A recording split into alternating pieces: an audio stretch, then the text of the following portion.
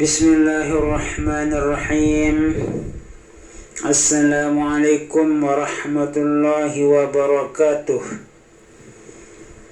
Alhamdulillahi rabbil alamin, wal aqibatu lil muttaqin, wala udwana illa 'alal zalimin. Wassalatu wassalamu ala asyrafil anbiya'i wal mursalin, Nabiyyina Muhammadin wa ala alihi wa ashabihil kiram ajma'in. Subhanaka la ilma lana illa ma 'allamtana, innaka antal alimul hakim. La hawla wa la quwwata illa billahil aliyyil azim. Rabbi israh li sadri wa yassir li amri wahlul 'uqdatam min lisani yafqahu qawli. Amma ba'du. Syukur alhamdulillahi rabbil alamin. Kita panjatkan, kita haturkan kepada Allah Subhanahu wa ta'ala yang telah memberikan kita berbagai macam nikmat. Nikmat iman, nikmat Islam, nikmat kesehatan, nikmat kesempatan, sehingga kita bisa berjumpa dalam menyampaikan atau dalam mendiskusikan kitab Al-Fawaqihun Nahwiyah, yaitu kitab tentang mempelajari ilmu nahwu atau dasar-dasar daripada ilmu nahwu. Perlu kita maklumi bahwa ilmu nahwu itu adalah yang disebutkan oleh ulama di dalam kitab beliau, bahwa ilmu nahwu itu adalah Abul Ulum, bapak dari semua ilmu pengetahuan. An-Nahwu ya fatan Abul Ulum. Sedangkan ilmu sharaf itu adalah ibu dari ilmu yang ada di muka bumi ini.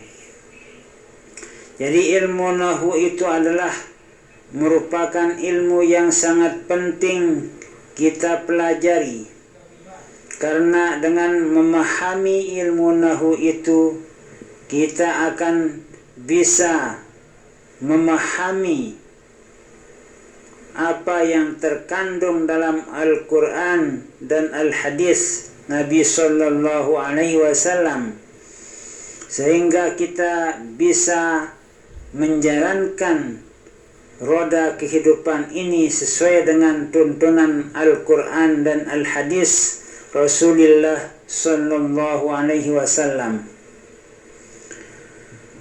Di dalam kitab An-Nahwu atau Al-Fawaqihun Nahwiyah ini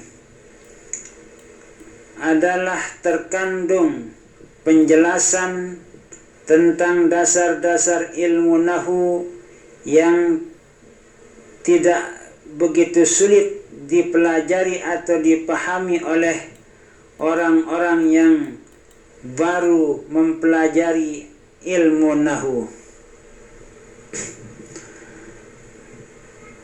Di dalam kitab Al-Fawaqihun Nahwiyah ini saya susun dari pasal pertama sampai pasal terakhir, yaitu kitab yang diambil dari beberapa kitab. Yang pertama saya ambil dari kitab Matnul Ajrumiyah, kemudian kitab Amsilatun Jadidah, kitab Amsilatun Jadidah, kitab Sorab. Karena di dalam kitab Sorab atau Amsilatun Jadidah itu ada penjelasan tentang ilmu nahwu. Maka saya petik ilmu nahunya dari kitab Amsilatun Jadidah, yang termasuk penjelasan yang tidak begitu sulit bagi para pemula atau orang-orang yang mulai mempelajari ilmu nahwu. Kemudian kitab Al-Fawaqihun Nahwiyah ini saya ambil dari kitab An-Nahwul Wadih. Bagaimana cara kitab An-Nahwul Wadih itu memberikan susunan, memberikan contoh, sehingga dengan mudah bisa dipahami oleh orang-orang yang belajar ilmu nahwu melalui kitab Al-Fawaqihun Nahwiyah ini. Jadi ketiga kitab itu dari Matnul Ajrumiyah, kitab Amsilatun Jadidah, dan kitab An-Nahwul Wadih itu saya gabung menjadi satu kitab yang bernama kitab Al-Fawaqihun Nahwiyah.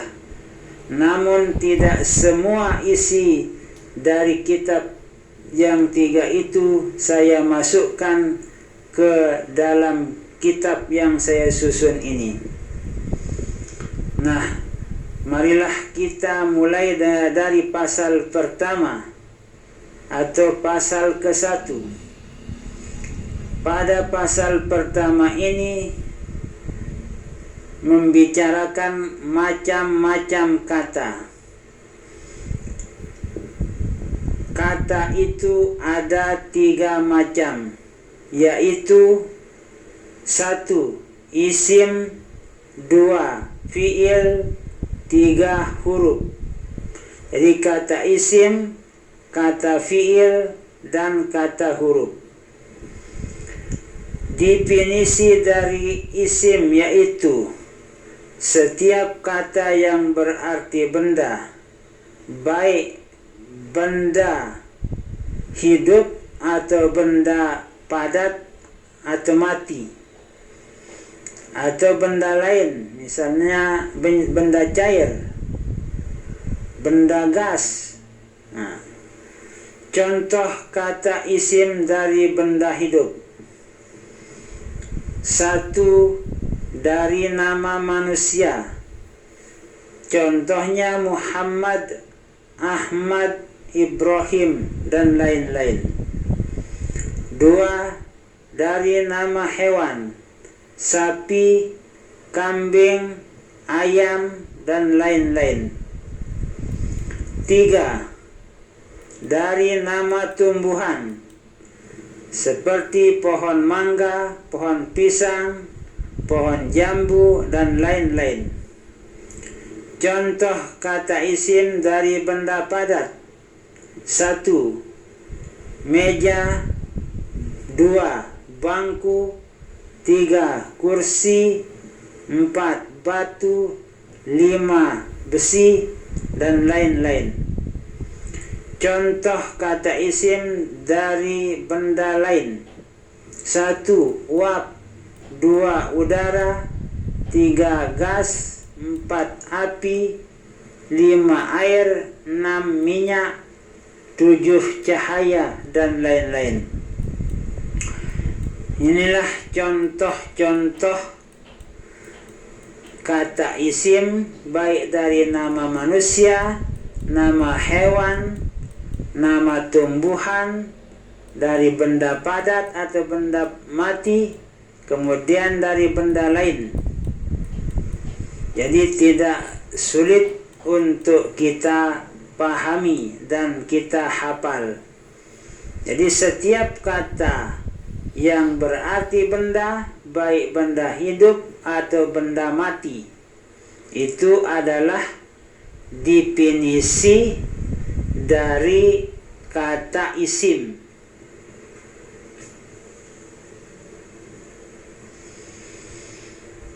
Kemudian di sini kita akan mengadakan latihan. Latihan pertama, pilihlah dari kata-kata di bawah ini kata isim dan bukan kata isim. Kemudian masukkan ke dalam kolom yang sudah disediakan. Kalau misalnya nomor 1 itu termasuk isim, maka masukkan ke kolom isim. Kalau nomor 1 itu bukan isim, maka dimasukkan ke kolom bukan isim. Jadi kata-kata yang akan dimasukkan ke dalam kolom itu ada 10 kata. Yang pertama, buku. 2, meja. 3, ayam. 4, lari. 5, tidur. 6, sholat. 7, udara. 8, pulpen. 9, air. 10, mandi. Jadi ada di sini kata isim dan ada juga yang bukan isim. Tentunya kalau kita ingin bisa atau benar menempatkan kata-kata ini dalam kolom, harus kita pahami dulu dengan baik apa definisi dari isim tersebut. Kalau sudah kita benar-benar memahami definisi dari isim itu, maka kita akan menempatkan kata-kata tersebut dari nomor 1 sampai nomor 10 sesuai dengan kolom mereka, sesuai dengan kolom yang sudah kita siapkan. Karena di sini ada kolom isim dan kolom bukan isim. Kita ambil suatu contoh nomor 1, buku. Buku ini adalah termasuk benda padat atau benda mati, maka masuk pada kolom isim. Kemudian mandi. Kata mandi ini adalah suatu pekerjaan, berarti bukan isim, karena itu adalah pekerjaan melakukan mandi. Maka kata mandi ini kita masukkan pada kolom bukan isim. Nah, itu contoh.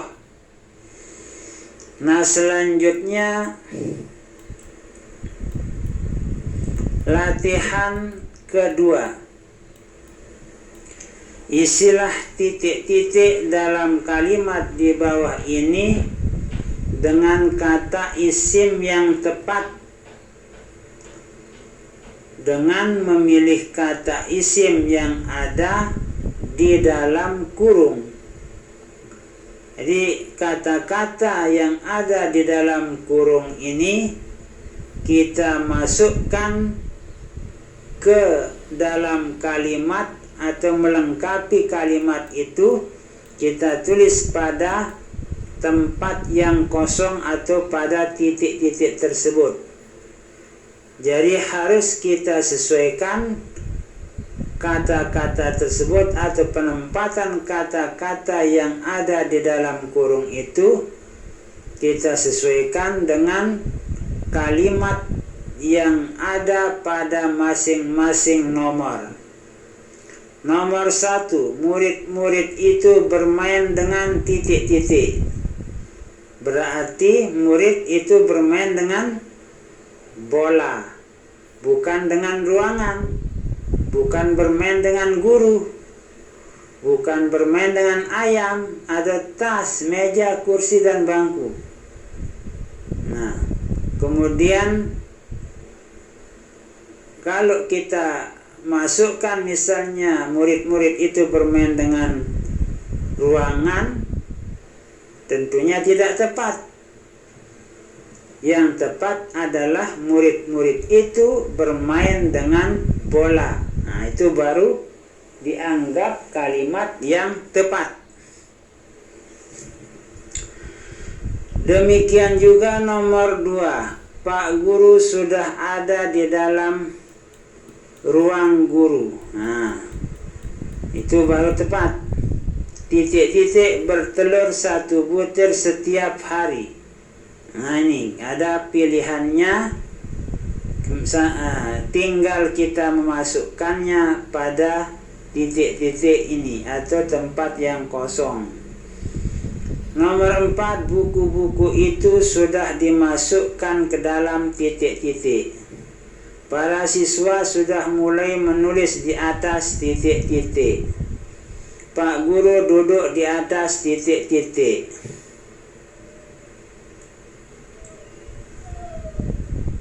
Para siswa duduk di atas titik-titik. Nah, ini. Jadi kita sesuaikan penempatan kata-kata yang ada di dalam kurung, baru bisa jawaban kita itu benar. Kalau tidak sesuai dengan kalimat yang ada di bawah itu, kita tempatkan kata-kata yang ada di dalam kurung tersebut, tentunya jawaban kita itu akan menjadi salah atau kurang tepat. Jadi kurang tepat atau bisa menjadi salah besar. Lalu kita lanjutkan dengan latihan ketiga. Sempurnakanlah kalimat di bawah ini dengan kata isim yang tepat. Sempurnakanlah. Nah, jadi kita mencarikan. Nah, jadi tidak disiapkan kata-kata isim seperti latihan yang nomor atau latihan kedua. Kalau pada latihan ketiga ini, kita cari sendiri kata yang tepat sesuai dengan kalimat-kalimat yang ada dalam latihan ketiga ini. Jadi kita carikan kata isim yang tepat, kemudian kita sesuaikan dengan kalimat-kalimat pada latihan ketiga. Contoh nomor 1, papan tulis itu warnanya titik-titik. Misalnya papan tulis warnanya putih. Nah, kita tulis papan tulis itu warnanya putih. Bisa juga papan tulis itu warnanya hitam. Nah, demikian seterusnya sampai latihan nomor 10. Setelah kita belajar di sekolah, perlu diulangi di titik-titik. Nah, ini. Jadi tinggal kita mencari kata isim yang sesuai dengan kalimat yang tertera pada latihan ketiga. Lalu kita lanjutkan ke pasal kedua.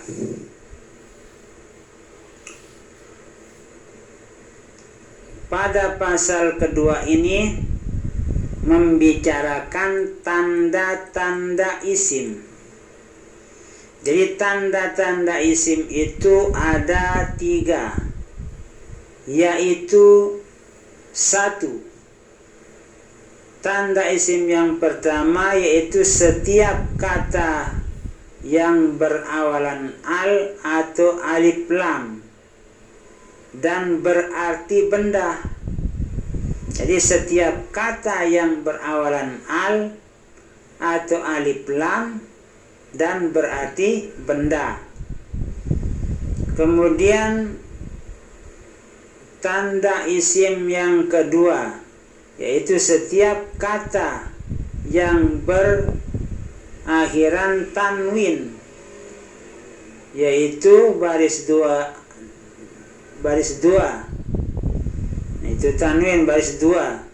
Ada kata itu berbaris dua depan, huruf akhirnya berbaris dua depan.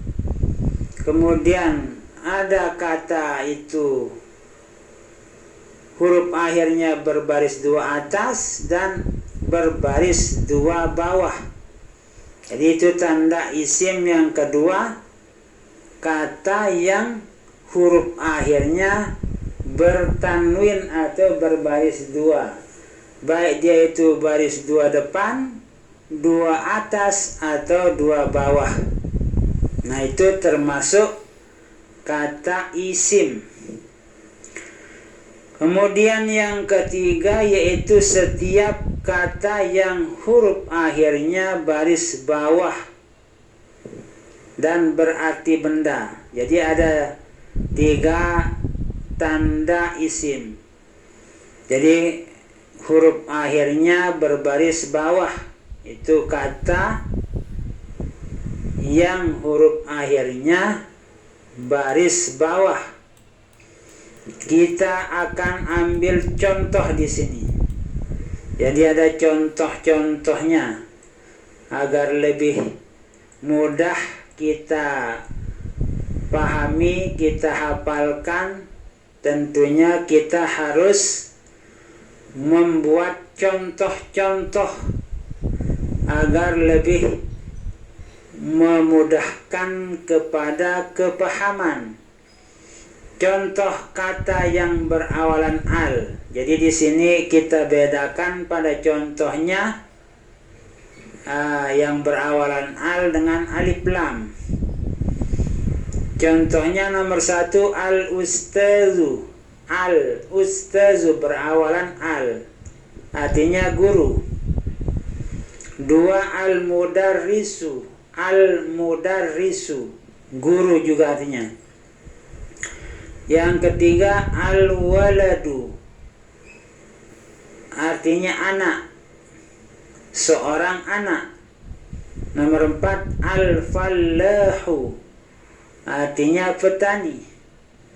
Di kelima al-mazra'atu, artinya sawah. Jadi contoh nomor 1, nomor 2, nomor 3, nomor 4, nomor 5 adalah contoh kata isim yang berawalan al. Jadi nanti bisa dicari di dalam kitab yang lain. Ini cuma sekedar contoh agar ada standar kita untuk mengetahui bahwa kata-kata tersebut yang ada di dalam kitab yang kita baca itu, kita tahu bahwa itu adalah kata isim atau bukan isim. Jadi dari tanda-tanda itu kita akan lebih mudah mengenal bahwa kata tersebut adalah kata isim. Selanjutnya di sini contoh kata isim yang berawalan alif lam. Nomor 1 at-tilmizu. Jadi ada alif, kemudian lam, te, lam, mim, ya, zal. At-tilmizu, artinya siswa. Nomor 2 at-ta'atu. Ada alif, lam, to, alif, ain, ta marbutoh, artinya taat. Nomor 3 as-salatu. Alif, lam, sod, lam alif, ta marbutoh, artinya salat. Nomor 4 as-saumu. As-saumu. Alif, lam, sod, waw, mim, artinya puasa. Nomor 5 as-sihhatu, artinya sehat. Jadi alif, lam, sod, ha, ta marbutoh. Nah, ini contoh dari nomor 1 sampai nomor 5 adalah contoh kata isim yang berawalan alif lam. Kemudian contoh isim atau kata isim yang huruf akhirnya baris 2. Nomor 1, madrasatun. Huruf akhirnya baris 2. Madrasatun, baris 2 depan. Itu ta marbutah tun, baris 2 depan. Kemudian nomor 2, madrasatan. Ta marbutah, huruf akhirnya ta marbutah, baris 2 atas, madrasatan. Nomor 3, ta marbutah, huruf akhirnya baris 2 bawah, madrasatin. Jadi madrasatun, madrasatan, madrasatin. Itu artinya sekolah, sama artinya sekolah. Walaupun dia baris 2 depan, 2 atas atau 2 bawah, sama artinya, yaitu sekolah. Jadi ini juga termasuk kata isim karena dilihat dari tandanya, yaitu ta marbutah baris 2 depan. Kemudian ta marbutah huruf akhirnya baris 2 atas. Kemudian baris 2 bawah. Nah, itu contoh-contoh isim yang huruf akhirnya baris 2 atau tanwin. Kemudian contoh kata isim yang huruf akhirnya baris bawah. Di sini ada kalimat yal'abu Ibrahimu bil kurati. Yal'abu Ibrahimu bil kurati. Ibrahim bermain dengan bola. Jadi pada kata al-kurati itu huruf akhirnya ta marbutah baris bawah, al-kurati. Jadi adalah termasuk isim yang huruf akhirnya berbaris bawah, yaitu kata al-kurati. Ta marbutah huruf akhirnya berbaris bawah.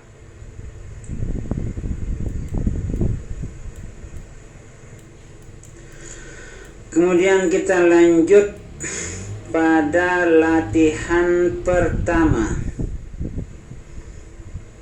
Ini kalau sudah masuk kepada contoh-contoh yang menggunakan kata Arab atau kalimat Arab, tentunya kita mulai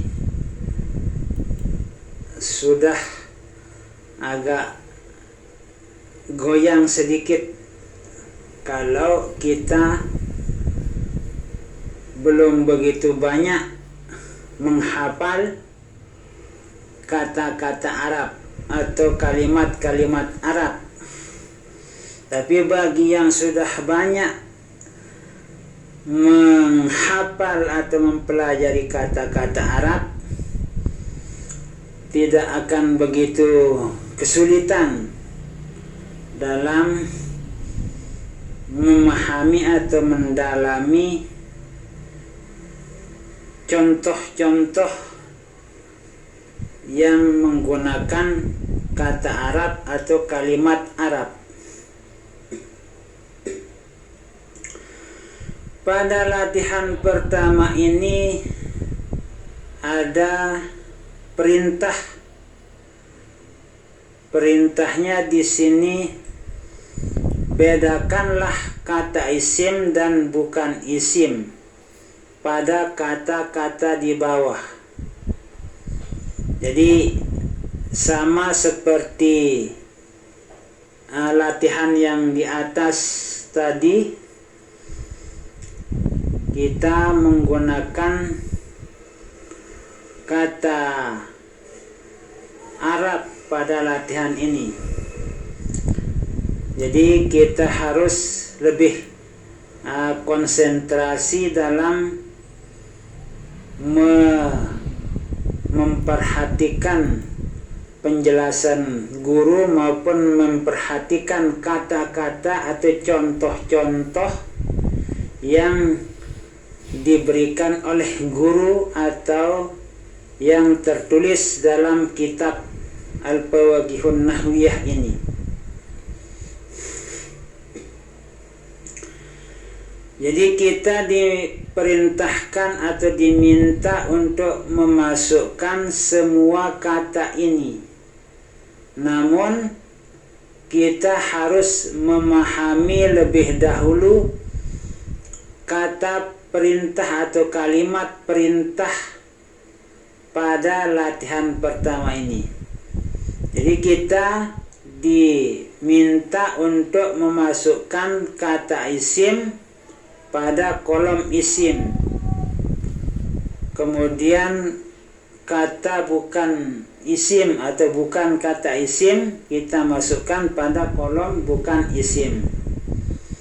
Namun terlebih dahulu sebelum kita menyelesaikan suatu latihan, kita harus benar-benar memahami tanda-tanda isim atau benar-benar memahami definisi isim, kemudian benar-benar memahami tanda-tanda isim.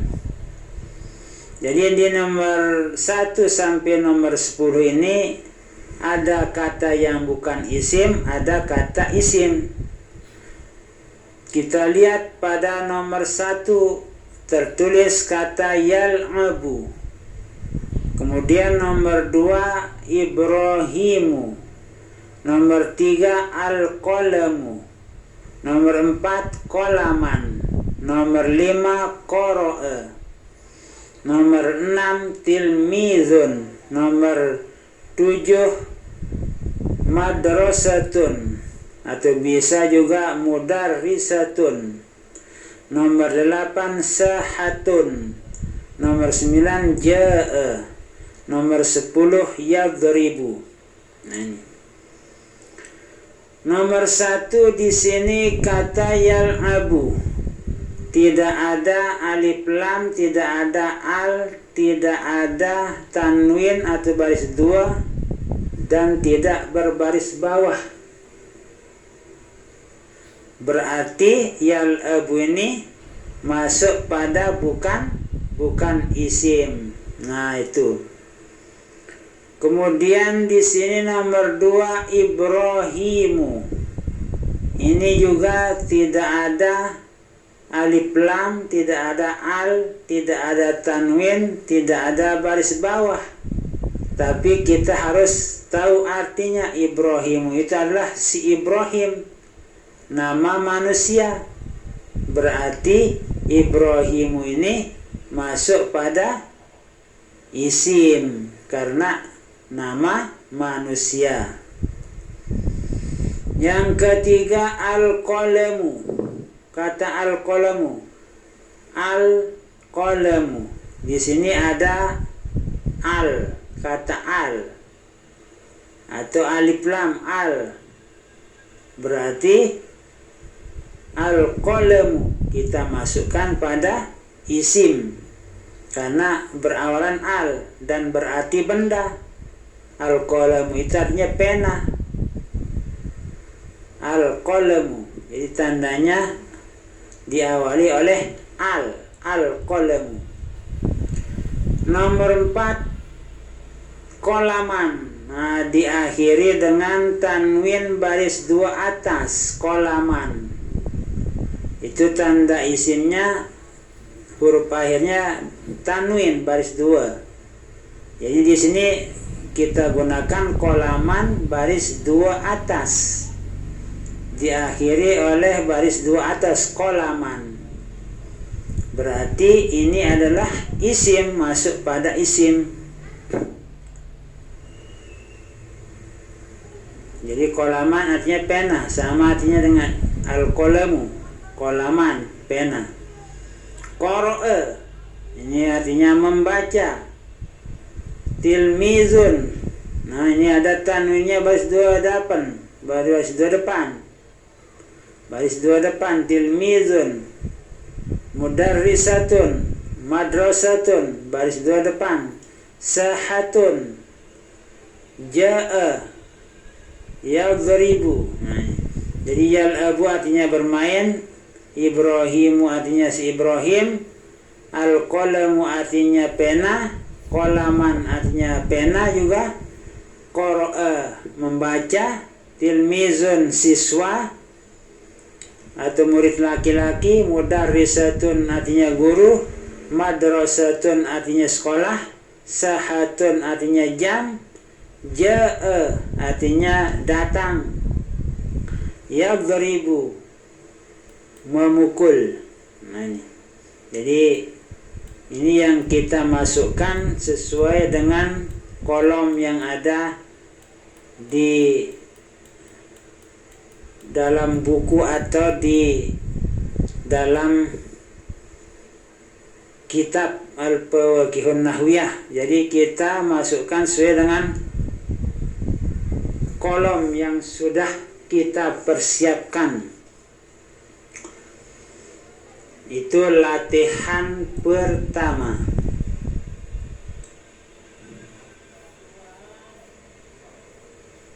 Jadi di sini pada tanda-tanda isim itu hanya diberikan satu latihan. Jadi ternyata di sini satu latihan. Karena kalau dibuat banyak latihan, nanti itu pada kitab yang dipelajari setelah memahami kitab Al-Fawaqihun Nahwiyah. Nah, kemudian kita lanjutkan ke pasal ketiga. Pasal ketiga ini menjelaskan kepada kita itu definisi fi'il. Definisi fi'il. Jadi sudah kita pelajari isim, tanda-tanda isim, dan sudah kita mengadakan berbagai latihan. Maka kita masuk ke pasal ketiga, yaitu membahas tentang fi'il.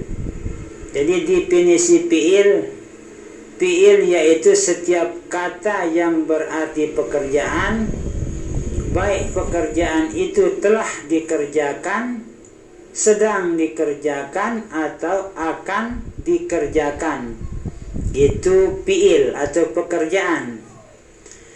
Jadi semua kata yang berarti pekerjaan, baik pekerjaan itu telah kita laksanakan, atau sedang kita laksanakan, atau juga akan kita kerjakan, itu namanya fi'il. Jadi contoh-contoh fi'il di sini telah sholat, berarti kita telah melakukan sholat. Sholat subuh, telah sholat zuhur, telah sholat asar. Kemudian sedang sholat, sedang melakukan sholat, sedang mendirikan sholat, sedang mendirikan sholat zuhur, sedang mendirikan sholat asar, maghrib, isya, subuh. Dan yang ketiga akan sholat, artinya akan mendirikan sholat subuh, sholat zuhur, sholat asar, sholat maghrib, sholat isya. Nah, itu contoh-contoh fi'il.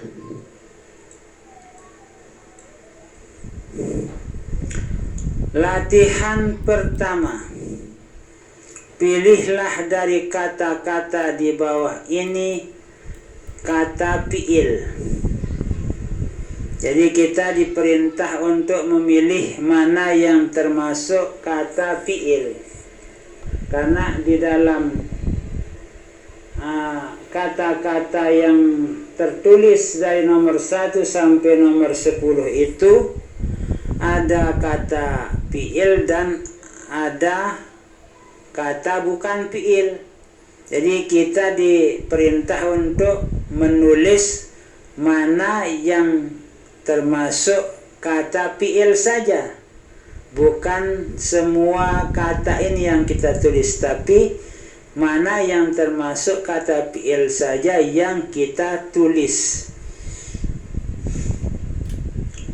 Nomor 1 telah berdiri, nomor 2 sedang makan, nomor 3 akan minum, nomor 4 di dalam, nomor 5 papan tulis, nomor 6 sedang belajar, nomor 7 akan menghafal, nomor 8 buku, nomor 9 pensil, nomor 10 penghapus.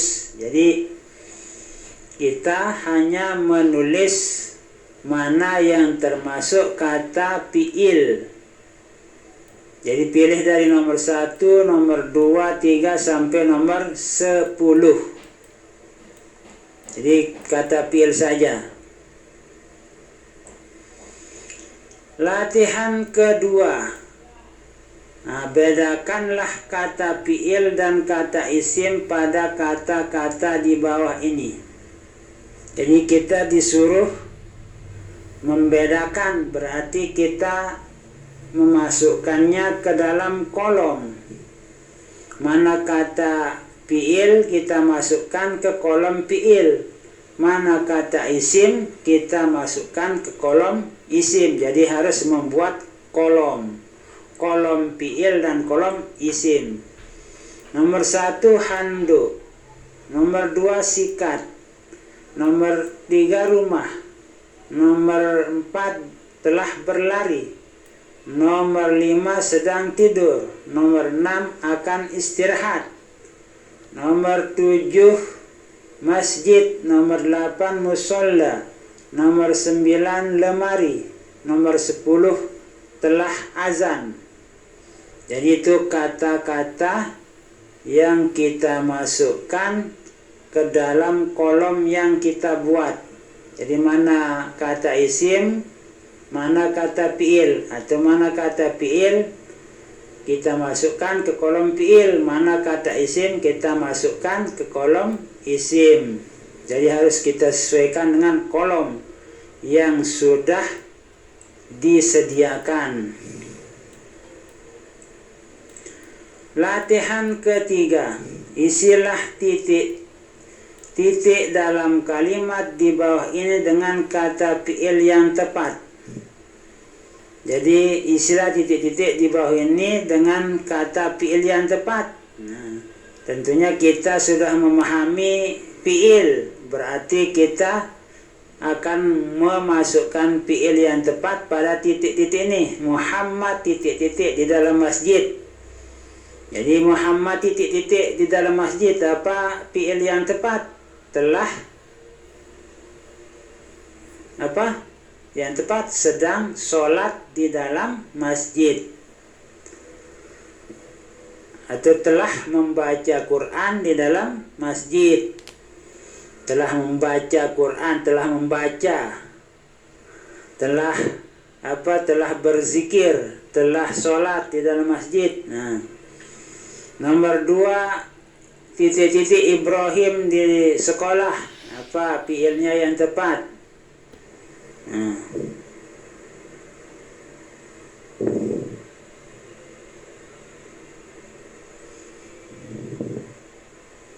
Murid laki-laki itu titik-titik bola di lapangan. Apa fi'il yang tepat? Tentara itu titik-titik musuhnya. Pak sopir itu titik-titik mobil angkot. Kita letakkan pada titik-titik ini fi'il yang tepat sesuai dengan kalimat yang tersedia. Insya Allah nanti kita lanjutkan ke pasal keempat. Karena sudah agak siang, maka kita akhiri pertemuan kita pada kesempatan kali ini dengan sama-sama membaca Alhamdulillahirabbil alamin, wallahu a'lam bissawab, Wallahul muwaffiq wal hadi ila sabilir rasyad. Wassalamualaikum warahmatullahi wabarakatuh. Semoga kita selalu mendapat keberkahan dari semua guru-guru kita yang alim dan soleh, dari ilmu-ilmu yang telah kita terima, yang sedang kita pelajari maupun yang akan kita pelajari.